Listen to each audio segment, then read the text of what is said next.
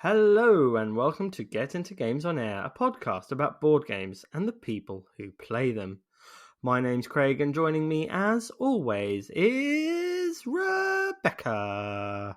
Hi. Did you like that intro? No, because I don't like you calling me Rebecca. It was very good. No, there was only one person who ever called me Rebecca.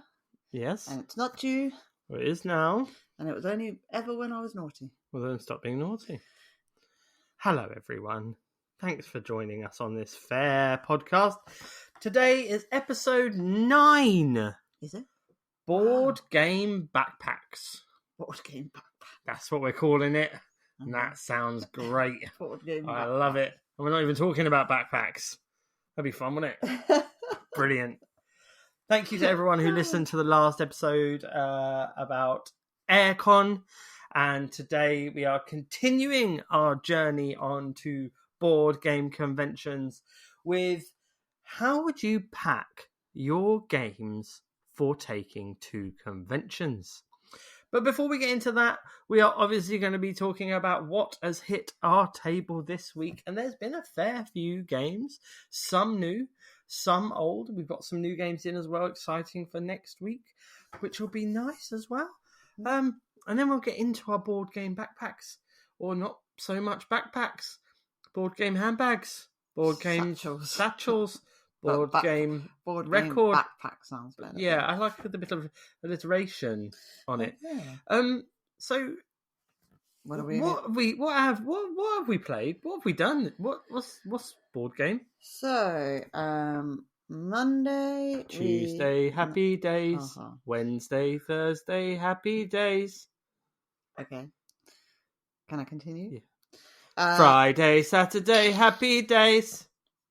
Sundays, fun. This is not days. what the people tuned in for. Craig. Bring it all back to you. Enough. So on Monday we played these happy days. Right, enough. Okay. On Monday we played some Board Game Arena with games with Beanie. Oh. We played a game. Well, we played a game of Pandemic. That's what we logged on to play, but Board Game Arena was playing up, so busy. We went onto the app and played Everdell first, and then we played a game of Pandemic, which was quite cool. We had 2 Clock Tower games on Tuesday. Then we didn't really play anything for the rest of the week because you were at work. I was at work. But yesterday we managed to get a few new ones to the table. So we had been sent some games by Cosmos. So we played Ubongo Junior with the kids, which they really enjoyed. Yeah, We've got Ubongo. That's a free sneeze for all the listeners. I couldn't stop it. I tried so hard, but you're welcome. You're welcome. We've got Ubongo. We do. But for the littlest one, it's quite difficult for her to be on a level playing field with us. Yeah. But what's nice about Ubongo Junior is that it tells you which pieces you're going to need, and they've got little animals on them. And there's a easy side and a hard side. So she could have the easy side and we could all have the hard side. And so we could all play together, which was quite nice. Yeah, I quite like that. And I like you can scale it up. Like we had the idea of like while the littlest one's trying to do that, we for adults could be just like trying to use the sand timer to try and get through as quickly as we can, get through as many cards and see who could win. So it was it's quite fun. I enjoyed that. Cosmos also sent us Ingenious, which is a Rainer Knizia game, which I had seen before and was interested in playing. It's a puzzle game where you've got lots of different shapes, and the scoring's quite interesting because at the end of the game, the winner, you score your lowest scoring shape. Yeah. So you have to try and keep on top of all the shapes.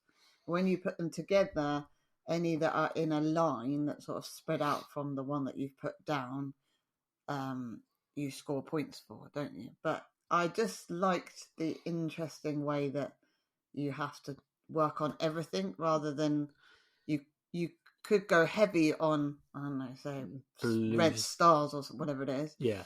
But then if you don't score on the others, you'd score on no points or 1 or 2 points. It's a real, It's I really like the puzzle of it. It kind of reminded me, we also play Take It to the Limit from Burley Games, which is like a pipe, you're laying pipes to score. It kind of reminded me of that as far as scoring and the puzzle laying. It's really good. I really like the puzzle. My only criticism of the entire thing is the production. Well, I broke a piece within 2 seconds. It suggests, or it shows you in the instruction manual, that the tiles, which are, would you say, They're two like hexagons put together, can be slotted into the side of the board. Yeah, it's got 5 and or 6 stood up slots. so that other players can't see which ones you've got. Well, I tried to stand it in and ended up bending one of them. Yeah, it's such a tight. Annoying. It's a tight gap. Some of them are tighter than, I don't know. It's my copy, but some of the slots were tighter, so I just wouldn't use that function. The board itself is very thin, very very thin. In the end, we just put them in our card holder. Yeah, we put them in a card holder. It worked exactly the same. And the game, it's a shame because like the game is fantastic. It's just production that for me is kind of let it down a little bit. Like, I don't know how much, obviously, being sent it, which is lovely for Cosmos to do that. I don't know quite how much it actually costs at RRP, but it's a great puzzle. It's a really good little puzzly game, and it's good for family, as a family weight. Well, our 9-year-old could play it. Yeah, absolutely. So, we played another game called Monsters Outnumbered, but I'll talk about that later, I think. So, that's a really cool mathsy type game. Yeah. It's really good, but I'll talk about it later. Yeah. And then we played a game of After Us. Yeah, which I do always love, although I never win. I enjoy After Us. I think I generally have a similar strategy every time I play it, almost within reason. Yeah, but I don't even care about that. Like, it's so satisfying to make those cards join up together and then see what combos you like. I couldn't even care less about the score. I just like. Well, there's another game that we played today that's as satisfying as that. But like, it just feels good to do it, whether you're winning or not. Yeah. So After Us is essentially Planet of the Apes, the board game. So the apes have taken over the planet, and you are a tribe of monkeys to start with, and you are trying to get tamarins. Yeah, and you're trying to get more great apes to join your tribe. And basically, when you're playing, you're allowed to play 4 cards in front of you. So it's a deck builder. You start with 8 basic cards.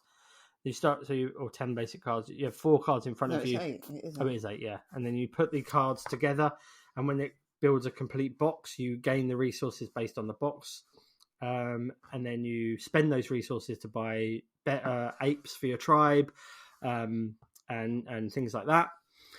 And then you upgrade your deck. You get rid of like the weaker things like a normal deck builder would do, and it's just really satisfying. The components, everything. It's Vincent Dutrait art, so the art quality is top notch. It's sort of out of this world in that way. It's just going from 4 basic cards where you can do virtually nothing. Yeah, I mean, you can get a few resources, but then you buy those level 2 cards, and suddenly you're like, and I can do this, and I can get this, and I can combo that, and now I've got 3 of those, and I can get, oh my god, I love it. It's the way it just builds and builds and builds, and it gets quicker because it's a pure race to 80 points. So in like that space-based style that you're trying to upgrade your things, and then you can combo more stuff together. I love it. And then we just got back from a lovely games day with Jenny from Boardgame Family UK. So that was really nice. So we managed to play Potion Explosion, which we have played on BGA before, but we've never played in real life with the actual marbles. Yeah. And that is so satisfying when you take a marble and then the next one's clanked together, and you can take those if they're the same color. Oh my god, I loved it. Yeah, it's very satisfying. It's lovely to play with nice polished balls. But just being able to fulfill the potions, and then the potions give you a little benefit. Yeah. Then you can combo together the potions, so you can gain marbles out of the thing. Then draw them out. Yeah, it's just so good where you can just keep you completing. were getting some amazing combos. Yeah, you were like, and now I can do this again. And this. Yeah, so yeah, I had some. So there's potions that allow you to take the power of another potion again. So you could get loads of marbles and just keep on fulfilling stuff. It was really Honestly, satisfying. It is a bit gimmicky, but it's cool. It's got 5 like runs for the marbles to go into, and then you can take from one of those. And it was just very, very cool. I liked it. It's a really good one. I think we might be buying it. It's definitely going to be on the list. It's on the list. And then we played another game which we've also played on BGA but never in real life, which was Tranquility. Yeah. That's really nice. Well, it's to do with numbers again. You have it's anything but tranquil, I'd say. 6 by I feel like 6 by 6. Yeah, it is 6 by 6 grid, and you have to place out the numbers 1 to 80, but you're not allowed to talk to anybody. It's limited. You can place the numbers wherever you like, but if you place, say there was a 25 on the board and you place a 23 next to it, you have to get rid of 2 of your cards. So you have to think very carefully about where you're going to place the... You have to hedge your bets because there's obviously one of each number. And if you discard the one that we discarded the number 77, and it was card. It was in my pile. Oh, it was. We had run out of cards. But it's like a nice puzzle. There's anything but tranquil because you're like, oh no. Yeah, it's quite. But and also when you lay the start card, you all have to agree to get rid of 8 cards, don't you? Yeah. And then you have to manage to finish with a finish card. But obviously, if you get finished cards early on, you don't want them in your hand because that's wasting space. So you might get rid of some finished cards, and then no one might have a finished card at the end. Yeah, it's a good one. Definitely. We also played Ecosystem Savannah, which is a new one that we really like. So we introduced that to it's really good. Jenny and Mark. And we played Carcassonne, the Winter Edition. Yep, because why not play a Christmas game in March, I say. Which I don't know. I found it a little bit more complicated to see the actual differentiation between the abbot. Is it the abbots? Abbeys abbeys and not the abbot. The abbeys and the town. It didn't seem as clear as the snowy white board kind of makes it. Yeah, it detracts a little bit from it. But then they had some Santa meeples and some snowman meeples, and I played with snowmen, and that was quite satisfying. Yeah, and the Santa meeples were great. And then we played a game of Copenhagen, which is a tile, like a Tetris type tile it's laying a polyomino tile laying game. Which we decided is a bit like Ticket to Ride, in that you're collecting cards to then... You're collecting groups of colours to buy. You're building a building in Copenhagen, putting windows for their, in, like colourful buildings. Yeah, and then you're drawing up cards that have to be next to each other on grid, and spending X amount of the same coloured card to buy a shape that has that many squares of the value, and then you're putting it in your building and you're scoring for columns and rows, and you get extra points if those columns and rows are complete with just windows.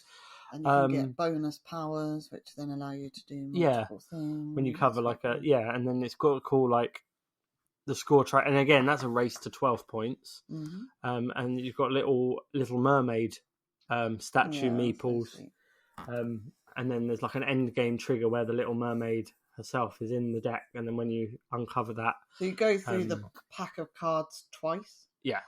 But the second time you put the mermaid into the last 9 cards, so you know whereabouts it's going to come out, but you can't be certain. Yeah, you shuffle it into the 9 cards. So it could be right at the end, or it could be right at the start of those 9 cards. Yeah. And that triggers the end, and whoever has the most points when that comes out is. It's a really that's another one we played on BGM. That's the first time we played it in the real. That's a really satisfying game. So that was really cool. And I would highly, highly recommend that. If you enjoy tile laying games, I think that it's got that kind of because patchwork simplicity to it. But also, it's quite complex because different colours have different shaped pieces. Yeah. So you could go for the purple cards, but they're all straights. And then the blue ones might be more kind of a mixture of L shapes or whatever. But you do have. It's not just about you can only pick 2 cards each time or build something. Yeah. And the 2 cards you take have to be next to each other. So it's that kind of, do I take 2 purples, but is that going to fill my grid up how I would like, or is that then going to leave me with a gap? It's it's a really nice. And because it's a race to just 12 points, it feels really tight. Like you're never going to finish your house. You're never going to what way do you start building? Yeah. Do you start building straight up? Do you go for columns? Do you go for rows? Because columns will give you more points because obviously they're longer than the rows. But do you go for that, or do you try and cover these things to get your bonuses? Because there are ways of again comboing together moves. So I had a pretty sweet a combo on that one where there's a special tile that lets you draw cards and play at the same time. And I managed to draw cards, play, cover a symbol, reactivate my cards again, so the next turn I could basically do the same thing twice in a row, which is quite powerful. Didn't help, I lost the game, but but it just makes you want to play it again and again. It feels good when you're doing it. It's so good. It's a Queen game, and I'm not always the Queen games sometimes for me don't always hit the mark. We used to have Kingdom Builder, which for some people they love. For some people, there's nothing wrong with Kingdom Builder. I just think we grew into more complex strategy games, and it didn't appear to be too difficult once we got Kingdom Builder when it was a fun game. It was one of the first games we got. Yeah, and it felt really complicated. And then we tried playing it, and we were like, okay, this is not complicated. But so all in all, after the weekend we'd actually played quite a few games, but not so many in the week. But it was good. It was a good finish to the week. I always like it when you get to play games you've enjoyed on BGA, when you get to play them in real life, and then you're like, oh, this is so much better. Because I did enjoy Tranquility and Potion Explosion online, but you can't beat the real thing. I suppose it's like reading a book, isn't it? When you watch the film, it's not the same as reading the book. Yeah. It was good. It's good. And we've got another few games days lined up next weekend, so that'd be nice. Then after that is the Airecon, which we've managed to twist some people's arm to make them spend money and buy tickets lastminute.com, which is always good. I do believe there are still tickets available, so if you are thinking about it, do it. On that. And if you are wondering which games to take to the convention, well, We've got the games for you. Distilled? No. Scythe? Encyclopedia? I'm not just staring at the wall behind me going, these are the games you should take, honest. So we decided we'd set ourselves a little bit of a challenge. A challenge, yes. This is a challenge. And you can join in too. We called it the what? Boardgame? Boardgame backpack for no apparent reason. Except we haven't used backpacks. This is true. So you have filled a satchel full of games. I have a Star Wars record bag. It's orange. That makes no difference of the sizing, but it's just a normal record bag, a shoulder bag. I think it's called a record bag. You might not call it a record bag. You might call it a satchel. It's anything but a backpack. It's a shoulder bag. It's like a man bag. A handbag for men. Okay. It's a bag that's rectangular in shape. Yeah. This one's orange, and it looks like Luke's X-wing. It's a visual. It's not a visual medium. We have to explain exactly what this bag looks like. It's orange. It's a satchel. It's orange. And I don't think the fact that it's orange makes any difference to looks how many like games you can Luke's. fit It inside. looks like Luke's. We did X-Wing originally uniform. discuss doing a suitcase, a small suitcase, and us each filling it and seeing what we would take. But we decided that potentially at a convention you're not going to want to take a suitcase round with you. Yeah, So we've gone for practical. Yes. How could you transport your games? In an orange satchel. In a bag, should you wish to take games to a convention. And I have gone with my R2D2 Loungefly bag. Yes. Handbag, which is quite small, but Yes. I have managed to fit quite a few games into it. Yes. So I think you're going to go first. I'm going to go first. What games you would take in your this satchel? Lead orange satchel. And then I will do mine. Did I mention it's orange? Yes, it's orange. Yes, it's Star Wars. Yes. Thank you. Okay, so what would you take to a convention in your bag and why? Right. Okay. So in my bag, I have got, I think, 6 or 7 games. How exciting! But let's have a look. So I'm just going to reach in and then we're just going to grab one. So first of all, I have got because I've got limited space because it's only a small orange bag. It's quite a big. It's large. It's big enough. I've started off with My Gold Mine from Cosmos Games. My Gold Mine is a pure push your luck game where you are dwarves mining for gold, obviously, because it's called My Gold Mine. And as you're turning over drawing cards, underneath the cards you're drawing, there may be a dragon, and then there's this really cool mechanic where you just turn the tiles over, and the dragon is moving through the mine, going towards you, and you basically need to push your luck, like how much gold you want to collect, and then you really want to try to get out of the mine as quick as possible not as quick as possible, but with as much gold as possible, but without the dragon eating you, because then you lose all your gold. You play it over 3 rounds. It's a wicked game. It was huge hit last year for Cosmos, and I think it's always so popular. Why did you decide that you would want to take this to the convention, though, specifically? I wanted to find a game that is relatively quick, that's small enough that I can fit in my bag, is relatively quick, but can be played with as many people as possible. Yeah. And I think that's like the key, because a lot of the time you'll bump into people you know, or your friends and stuff like that. And also it's kiddie friendly, so I can play with the small people. And also I can play with up to 6 players. Yeah. So 6 of us can get around the table, play this really silly game, have a laugh. Nothing too serious, nothing too strenuous. People who've never played it before, it's a really easy, very quick rules overhead. And off we can go. Nice. Good start. What's next? Next up, I have chosen to bring Zuli, the fierce and friendly card game from Zuli. Is that the company? No, it's for Unfringed Things. So Zuli is a 1 to 6 player game. It's relatively light rule set. You are trying to build a zoo. You have a hand of cards. Depending on your player count is how many cards you have.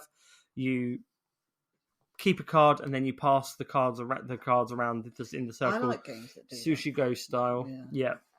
Because it feels like you have to really make that choice. Am I going to take this now, or am I going to potentially leave it to come back round, or is somebody going to... Or you're going to give it to someone else and then they're going to use it. So yeah, with Zuli you have to have enclosures that can have specific... a specific volume, a specific number. Yeah.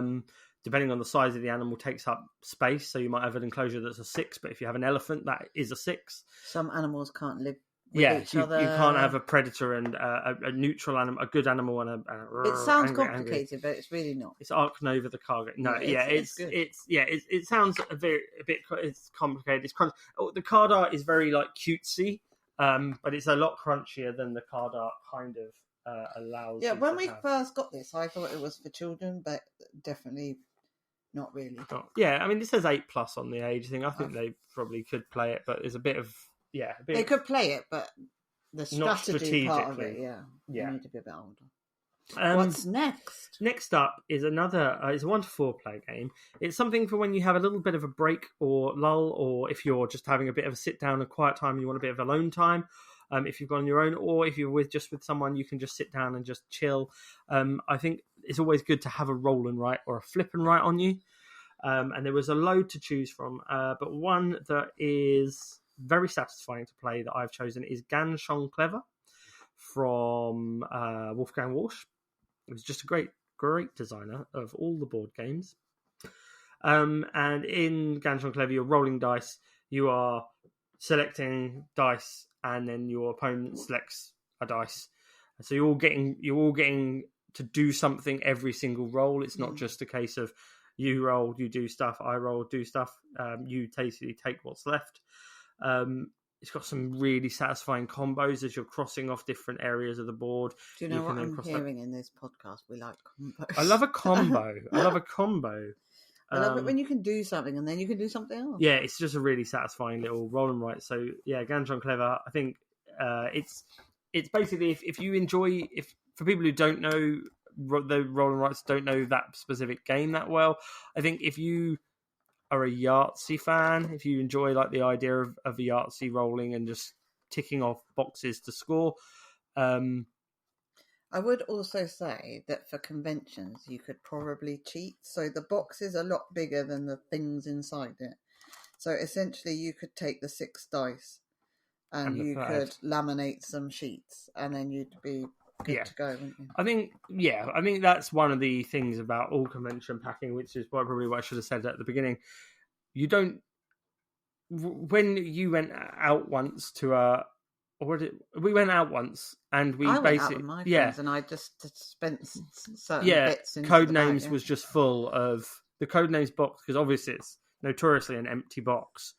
Was just full of about 3 or 4 board games. I think that's another podcast for another day, but that's the best way to just take everything in one big box. It makes life easier. What's next? Next up is a 1 to 4 player cooperative game. What's next? The bag has fallen on the floor. That's the next thing. No, it's not. It's a 2 to 6 player cooperative game by Kevin Hamano with art from Beth Sobel, and it is Kites from Floodgate Games. Kites is a fantastic cooperative, relaxing time flying kites. It's not relaxing at all. No, not at all. It has nothing to do with any form of relaxation. You are using sand timers that are in this example are the kites.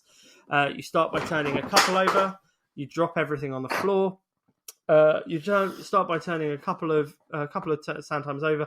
Then every time you play a card, you have to turn over the sand timers of those specific colours. And then you have to basically work through the entire deck to get all of the cards played without any sand timers running out. It's very stressful, but it's really, really satisfying when you complete it. There are modular cards as well, like storms that flip over all the cards. There's an aeroplane that They don't flip over the cards. They flip over all the sand timers. Yep, there's an aeroplane that limits communication. You can't discuss cards. Crazy. There's something else as well. What is it? Is it twisted lines? Means you have to swap your cards around. So there's loads of really cool little actual modules. At first, when we played it, I thought, this is going to be really straightforward. It feels really very wrong. It feels really straightforward to start, but then we've got loads of time. Oh no, it's all running out and it's all as you going start wrong. playing more, Cool. Well, this is looking good. Like I'd come and play games with you. Good, because you're going to have to. What's next? Next up is one of my favourite little card games. It's a 2 to 5 player game from Hachette UK, or Studio H, and that is Valbara. I like this game. Valbara, we played at UKG just this past year. I saw it online and I thought this looks really good because I really, really like Libertalia. Mm-hmm. I'm a huge fan of Libertalia. The way it just plays is so good. But taking Libertalia in the box is a big old chunky boy. But Valbara is using the same mechanics. You have 12 cards. Everyone has the same 12 cards, and you have a hand of cards, and you can play the cards down.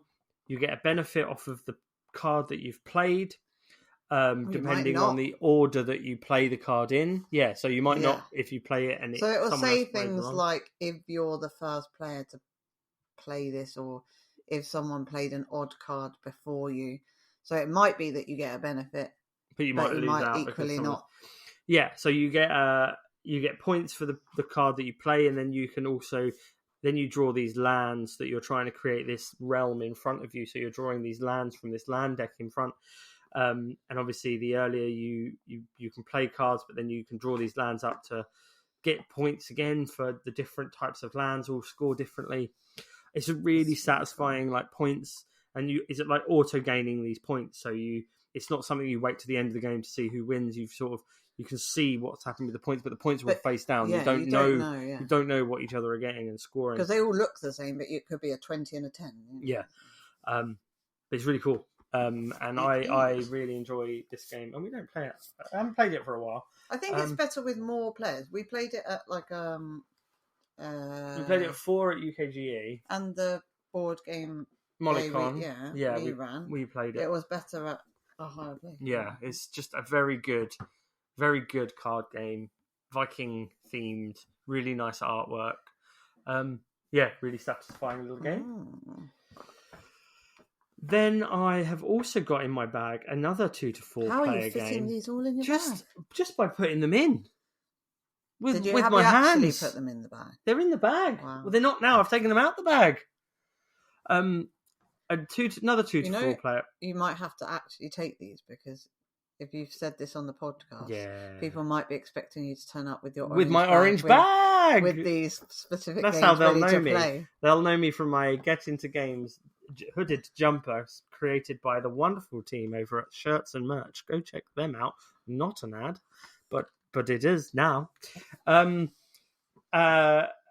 next my orange bag. My next 2 to 4 player game. I actually played for the first time ever at Airecon 2023. Without you, you were in. No, I had to look after the children. I ran away. And then the wonderful Sue from Boardgame Good and her husband had just bought a copy of this game, Village Rails, a game of locomotives and local motives from Osprey Games. And we sat down and we played it, and I went, this is bloody brilliant. So I went home and I bought it. So, Sue, it's your fault. If you're listening to this podcast, it's your fault. And it's great. It has I don't know, am I right in thinking roll and righty vibes? I don't know. No, flip and righty vibe. So basically you have a kind of square that you've got the starts of rails in specific... It's 4x4 grid. Yeah, of specific landscapes. And then you're basically taking cards to play tracks with specific land types on them that all have kind of multipliers, combos, ways of scoring points.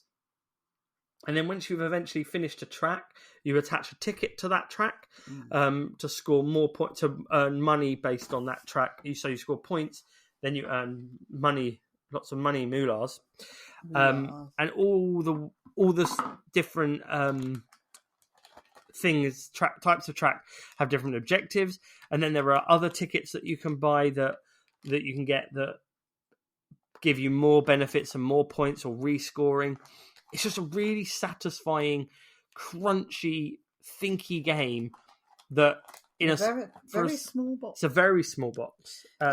It's quite cool. Could be smaller because the cards are double-sided. Yeah. So on one side they have the terrain and the track, obviously, and on the other side they have the extra objective kind of things. I like that when games utilize. Yeah, it also makes the game quite modular in the replayability because it's a big deck of cards, really. You never get through them. And sometimes you're going to be using one side of the card, sometimes you're going to be the other. So as soon as you shuffle them up a couple of times, the replayability of that game is just it's so satisfying. We played it with two I want to say older non-gamers, really. My mum and dad. Your mum and dad, yeah. We and- played some fuddy-duddies, we did. Some fuddy-duddies. And and my dad really enjoyed it. Didn't he? Yeah, it's good with the trains. I think he actually won. Mm. No, but He did. It is a good He one. did. Your dad's. I've said that before though. Your dad is a Ringer? when he gets into a game, he's like yeah, and then suddenly he wins every time, and it's like damn it. And I say I'm a brilliant teacher because of that. I am always a little cautious though when you come back from places going, we really need to buy this, because I think, oh yeah, you said that the last 10 times, but you came back to the hotel and said, oh, I just played an amazing game, and I was like, and then we bought it, and then I was like, oh yeah, actually, Yeah. we're right. See, some games are great, Yeah, and I'm like, this is the last game I have the in my last one. in rectangular more orange space. bag. The last game I've got is a 2 to 10 player game. 10 players. 10 players. 2 to 10. Do we have 10 people who want to play with us? Yes. And it is a game that is this year. I'm going to buy another copy of it, but don't tell Mrs. Game to Games. I'm right here. Okay. This year, I'm going to buy another copy of this because this year is the 30th anniversary. Are you going to buy X? 30 years of Six Nimpt. This Are is you going to buy the X one? maybe one day, but Oh. this game was out when I was 9 years old. Wow. Can you believe it? 30th anniversary of And it's Six still going strong. Nimpt. So what are they? What is it? A special box that they're doing? They're doing a special box with special art and also a cooperative version of Six Nimpt. How would that work? I don't know. Oh. That's why I'll buy it and find out. And I'll soon tell you. But right, so It's a Six great game. Nimpt is a game of basically you have rows of cards and you are drawing. You have a hand of cards and you're placing a card in the rows, and they have to be higher than the card in front of it. But if you are the sixth card placed, you basically have to pick up all the cards. And if you've got loads of cards in your hand, you count the ball heads that are on the cards and you deduct that off your 66 points. Yes. And then when you're down to 0 points, the game is basically over. You lose. You lose, and then it's whoever's got the most points left. Yeah. It's so satisfying. It's so good. We found the professional variant on BGA, which cards can be placed to the left or the right of rows. And my golly gosh, isn't it good? Yeah, it is one of those games that is incredibly frustrating, but also like so. I don't know. You just want to keep playing it because it's like, oh God, I can't believe you made me pick up all of those points, and then another time you'll be like watching everybody else picking up points, and you'll be like, oh, I'm doing so well. Yeah, and it's you could be just flips. You could be having 2 blinding rounds. You've not lost any lives. You've still got 66 points. Everyone's like getting battered for points and stuff like that. And then suddenly you have one round and you lose like 30 in a round. And it's like, that was a terrible, terrible day. Yeah, I mean, totally. And wait, oh, no, there's one more thing in my bag. Oh, that's weird. That's really weird. In my bag, there's a leaflet. There's a leaflet in my bag. It's really weird. There's a leaflet in my bag for someone called Rent, Shuffle and Roll. This sounds really cool because they're apparently you can rent board games from them. It says like you can choose, you can do monthly plans, you can rent games, and then you play them. You can send them back. It's they're called Rent, Shuffle and Roll. It's really interesting. And their website, what? Can I just stop you? No, well, I found some interesting information for the podcast. Yes, thank you. So this leaflet says, stop. What? Stop. No. You know this. This is silly, okay? What do you mean silly? It's silly because Silly? it happens every week. What are you talking about? The people who sponsor the podcast are Rent, Shuffle and Roll. Well, that's weird because that's the same name on this leaflet. Yes. Uh-huh. So, have you ever wished that you could try every game you want before you buy? Yes, I have. Ever think you've got too many games on your shelf that you've only played a couple of times? Or not at all? Yes. Ever think, geez, I've run out of space again? I often That say... happened just on Friday. It's happened now. There's a pile next to the table. Rent, Shuffle and Roll can solve these problems. They save their subscribers money every month versus buying their new games, new or secondhand. Buy any game you love from your subscription at a discount and never have space issues again when you send all your unloved games back. Try a month at 50% off with code GITG50 and see the value for yourself. So this company here, Rent, Shuffle and Roll, Yeah, at www.rentshuffleandroll.co.uk. Yes. If They're you in contact with you, you know who they are. So this is all a terrible ruse. If you go to that website, rentshuffleandroll.co.uk, and you use the code GITG50, yes, GITG50, get into games 50, GITG50. Yes, you can save yourself money. You get 50% off the first month. Yes. 50% off. That is like half price. Well done. Yes, that's half the price. That's half the price. That is a very good offer to do. So deal. what I would say, so if you come back from a convention and really fancy trying out lots of games like you would do at a convention, or you've seen games at the convention, you want to get a hold and go, I want to try that again before I buy that again. Get yourself a subscription. Get yourself a subscription to Rent, Shuffle and Roll, and head to rentshuffleandroll.co.uk and type in the code GITG50 and get 50% off that deal situation today. And help the pod. Does it help us? Yes. Does it? Yes. Yay. Yeah. What's in your bag? What's in my bag? Well, quite a lot, really. I can barely shut the zip. It's hemorrhaging. The zip. Yeah. It is actually fully closed. Yes. So I consider that a win. It no longer looks like... Whether I can get the games back in a minute. It looks like melted R2D show a little bit. So, what have I got in my Drum roll bag of goodies? So, the first game that I would take to the convention is a game called Bandido. It's a tiny little box, and essentially there is a thief, a bandit who is trying to escape the jail, and you are trying to team up to stop him. You have cards that are like the track out of the jail, and you have to try and block off all the exits. Adults, children can play it. I find you can either do it very quickly or don't do it at all. or it gets away from itself. Yeah. But it's one that's easy to teach. Everyone can understand it, and it's a good laugh. Yeah. And even if you've had a few to drink or you're tired, you can still get your head around it. I've seen people do play it with Bandida, the other version as well, like stick them both together. That looks like hella fun. The next one, I'm not sure if you'd get through security, but hey ho, we can try. It's Gun the Game! I've bang, bang. decanted it from the box because it's easier to take it out of the box, and it comes in a handy bag, and it is Cluster. I love Cluster. Cluster is a circular rope and lots of magnets. And you share out the magnets between however many people there are, usually 2 to 4. 1 to 4, yeah. 2 to 4, yeah. And you are placing them in the circular rope, within the circular rope, the confines of the circular rope, trying not to attract other magnets. And I've taken this to the pub before. We've taken it to board game conventions. It is fab. Yeah.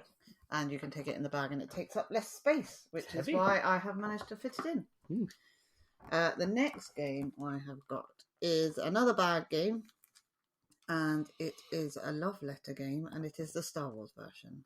Now, I would bring the Star Wars version because I know you would prefer to play the Star Wars version than the normal version. But again, it's a good card game. It's quick to play. Well, you can make it last longer if you want to have more of those points. It fits in the bag because it's in a tiny bag, and it's a good one to, if you're short on time or you just want something quick to play with people that you've just met up with. It pretty much says on every card what each one does. Yeah, I think any of those love letter options are always really good. They play at high count. They're small. And they're relatively quick. There's a bit of deduction to them. it's more card counting than deduction. But yeah, either the Star Wars one or the normal. I like the normal one. I like the Star Wars one because it's pretty. It's just Star Wars, and Star Wars is pretty, isn't it? It is. So this is the biggest game in my bag. Yep. It is Ecosystem Savannah, and this at the moment is my favourite ecosystem game. I don't know. I've fallen in love with the animals on these cards. This version of the ecosystem, as we've spoken about before on the podcast, is the one where I can see the ecosystem at work the most. Yeah. The original one, I can't see the links between the animals. The fish one's fine, but I'm not that fish mad. This one I like. You play out your cards. Some of the cards flip over, and that's to indicate that they've been killed by a predator, pretty much. And then there's vultures who, if they are on the top of a column of flipped over cards, they score you points. I just think the ecosystem, the theme, comes across best in this version of ecosystem. It definitely works really well. Like being like, so you play all your cards out, and then being able to flip a card when like a lion is eaten, like you can see it happening.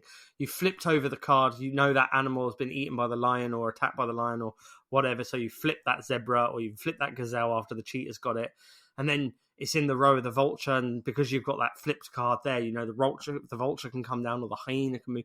It just but we were talking about right. this in the car on the way back from our board game day today.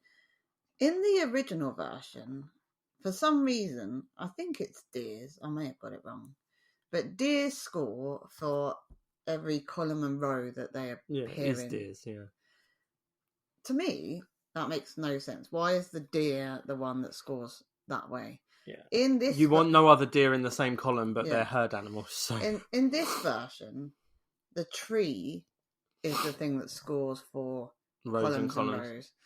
And that to me makes sense because you would have the odd tree as a shelter, casting shadow. Yeah. I don't know. It just, for me, it makes the most sense. And I now wouldn't necessarily play the original. I'd always want to play. Yeah, I mean, I think this is the best one. I really like it. I know people say that the coral reef one is the prettiest one, but that's just because it's very colourful, whereas the savannah one is quite savannah-y, so it's quite deserty, and it's not brightly coloured yellows and stuff. But it's a very nice game. I love it. How many games do you think I still have in my bag? 63. Oh, okay. No, I don't. 5? No, 3. But I'm quite impressed because we've already had 4, so I've managed to, and my bag is smaller than yours, so I'm doing well, I think. The next game is another small box game called Dro Polter. Yes. And this says, quickly drop only the necessary lucky charms in this palm coordination game. You essentially get 5 lucky charms. One's a ring, one's like sort of what looks like a cracker. There's a shell, there's a key, and there's a square. A red cube. A red cube, yeah. Sorry, not square. And it says, eerie noises wake you up in the middle of the night. Ooh, thud, boom. One by one, ghostly figures begin to appear from beneath your bed. You hurriedly grab all of the lucky charms that you have been collecting just for this kind of situation. Using one hand, will you be able to drop only the necessary lucky charms on command with no mistakes? It's time to push your palms to the limit. So essentially, you turn over a card, and it says you need to drop these 4 items. So you try and drop these 4 items quicker than everybody else, and then pick up the ghost token. Which is fine until once you've picked it up and you're the winner of that round, you collect little bells, and then you have to try and drop the items without dropping the bells. It's incredibly difficult, but it is laugh out loud, really. Yeah, it's so good. It's you've got to get 5, and you're always like getting those, and then you dropping them, and you can end up with 10 things in your hand, and you just drop them everywhere. And then I've got another small box game, which is called Rafter 5. And this one says, 5 rafters are collecting planks of wood to make their raft bigger. Try your best to instruct them to load the cargo into the raft. But be careful, the balance of the raft extensions is important. If a person that is supporting the raft is moved, the raft will collapse all at once. Will you be able to skillfully build the raft and make it difficult for others to expand while also making sure you aren't the one to let it all fall apart? Will it collapse? Will it hold? Enjoy the strange balancing act in this brainy balance game. So essentially there are 5 very strange looking people, which are the meeples, which you stand on these cards which are meant to represent the raft, which is fine at the start of the game. So they're all standing on a raft. Then you pick up a meeple and you place a piece of raft and you put your meeple back down, and then you add a little bit of treasure onto the end of it. Yep. And then the hilarity ensues because you start picking up people and bits of treasure start falling into the ocean, whatever. And sometimes you think, oh yeah, I've been lucky, I've been able to pick it up without dropping anything. And then like we had a game where I picked something up and the whole thing imploded. And it's really just good fun. Everyone can enjoy it. It says age 7+. There's 1 to 6 players. But it's another good little box game. Doesn't take up very much space at all, but is great fun. Yeah, I really like Raft Vibe. It's got that kind of pick up sticks, but in the reverse. And yeah, they're both by Oink Games or Hachette UK, and they're just very satisfying little games. I have one more game. One more game, and this is a new game to us. But it appeals to the maths teacher in me. Yeah. And the parent in me, because it's going to help our children with their maths. It's called Monsters Outnumbered. It's in a small box, not a tiny box, more like an ecosystem type book, slightly smaller than an ecosystem. Ecosystems. Yeah. Is that what's called? Yeah. At the start, when you start to say something, it sounds wrong. Yeah. Actually, it's in like a Dirty Pigs type box because it's got that sort of magnetic connection. Mm-hmm. It's really nice. So you are building up a monster horde, I think they call it. Yeah. And all of the cards have numbers on them. The cards, by the way, feel so nice. They're sort of they're glossy. Plasticky, glossy.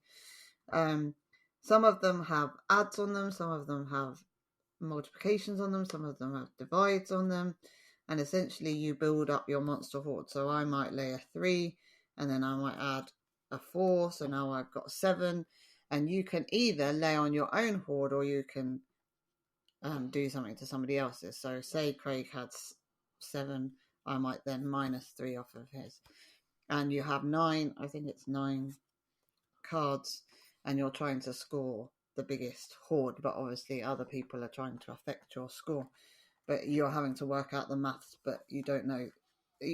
I felt like we played with Alana, and I felt like she didn't know she was really doing maths because it was in a fun monster kind of game. It's a really good so Monsters Outnumbered is but it's good for adults as well, sent across from the States, and it's really good. It is one of, like you said, I think the great thing about it is it's like you're learning, you're doing your homework, you're doing your maths, you're not realising that you're quite doing the work that you're doing. And it's good, and it's a way to remember those key skills of the mathematics. Yeah, it is. So there are the games that I would fit into my bag. So that's a good range of games that between us, we were able to take 14 games in 2 quite small bags. Yep. So and I think have a range of games that we could play with. That's the thing as well. I think the other thing is with when you go to conventions, you can go with the whole hope that I'm not going to spend any money, and don't spend any money. But I think also sometimes you can take big boxes of games with you, and then you end up buying stuff, and you've got double the amount to bring back. I think last time we went, we bought things like Flamecraft, and we might even bought Planet Unknown, and we've always taken far too much and end up taking it all the way there and never having played it. So I'd rather take small box games and play them multiple times. Yeah. And also, when you get some of them, they're quite crunchy. There's quite a lot of thinking. So even if you want to play something a bit heavier and that kind of thing, and we're going to take kids with us. So we're not really going to be in probably the mindset to play some big Heavy games. meaty euro or anything like that. So it's probably ideal to have those smaller games with fun kind of thing and be able to play with a multitude of different people to be able to enjoy the games the most, really. Yeah. So do we want to challenge the lovely people to have a go at I want to hear what your board game backpack would be, or handbag, or orange Star Wars record bag. Yeah, if you have the R2D2 Loungefly bag, and can you fit more games into it? Yeah, a short stuff board games. Yeah, Lucy, you can show all of your Loungefly bags with all the games in specifically in there. Plus, if anybody wants to send me more Loungefly bags, absolutely. I've seen a BB Funko, a Boba Fett one. Yeah, Funko, get in contact, please. I'd love to see some of what games you take to conventions, or if you are going to Airecon or you are going to any board game conventions this year. I know there's a few over in the lovely United of the States as well going on. Just let us know what you would take in your bag. Also, if you fancy seeing us unbag them, online, then are we? Yeah, doing a video? So we are going to do an accompanying YouTube video to this podcast. Exciting. Basically, we are going to unbag the games. Have the insider knowledge. So you have the insider knowledge. If you are listening to this, you're going to see the games in the flesh. We might even take them out of the box. We might even components. Go, woo, look at this. We might. Exactly. Who knows? So we're going to do a companion video across on our YouTube channel.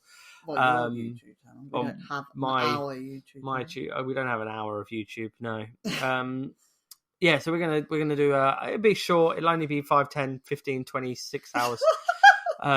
He says short, but I was only expecting this podcast to last half an hour, and we're at 56 minutes and 40 seconds. Shall we do a short one, he says? Shall we do a short one? I love words. The problem is I love words. I love sounding out the words and saying the words. I bet, yeah. And they've switched off by now. They love the words too. There's no one listening. Yeah, exactly. They'll never hear me say, thank you for listening to this podcast. They never hear you say, and get into game. Yeah, exactly. Thank you very much for listening to the podcast. Thank you for those who have left reviews. Please feel free to leave some more reviews on your podcatcher of choice. It helps a lot. Tell a friend about the podcast. Share us on Instagram, on YouTubes, on Facebooks, on X's, on Twitters, on MySpace. What? Nobody uses MySpace now, do they? I don't know. Is there any others? What's Donald Trump? What's Donald Trump's one? That one. I don't know. You've gone off, whatever platform you are on it, Armors. Whatever platform you are listening and doing, please let people know about the Podocast. Or the YouTube video. And so that would be cool if you could do that. Send in some board game menus. We are having a lull. There's a lull of less board game menus. Yeah, but maybe they're not going to send board game menus now. They're going to send board game backpacks. Board game backpacks, confessions, and menus. Whatever you like, send us it to us. If you've got any ideas for the podcast, let us know. We'll take anything. We'll take bank details, however you want. Again, and remember, yes. Remember to always lock the front door when you leave the house, because burglars. Remember to always turn your hair straighteners off. Turn your hair straighteners off because your house will burn down. Remember to feed the cat before you go out for a board game day. Remember to feed the cat before you go out for a board game day. Otherwise, you might find your fruit bowl halfway across the kitchen, and just an angry cat waiting for you at the front door. Don't know if that's I don't know if that's a real thing that's ever happened, but yeah. Did you shush me? Yeah. You shush me on my own podcast. Yeah. My God. And remember when you pop, you can't stop. Enjoy Pringles.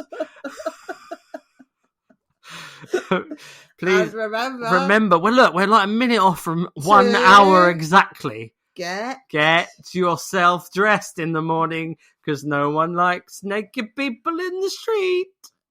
And remember to get into your car on the way to work and drive down the road and park outside work and get in. Or if you don't drive, get a bus. You can get a bus. Buses are a mode of transport that are optional to you. And also remember, the one-eyed man. You're not trying to do this so it ends exactly on a minute. An hour, are you? Yeah, pretty much. And remember to get in. remember to get into games. 60 minutes. Ah!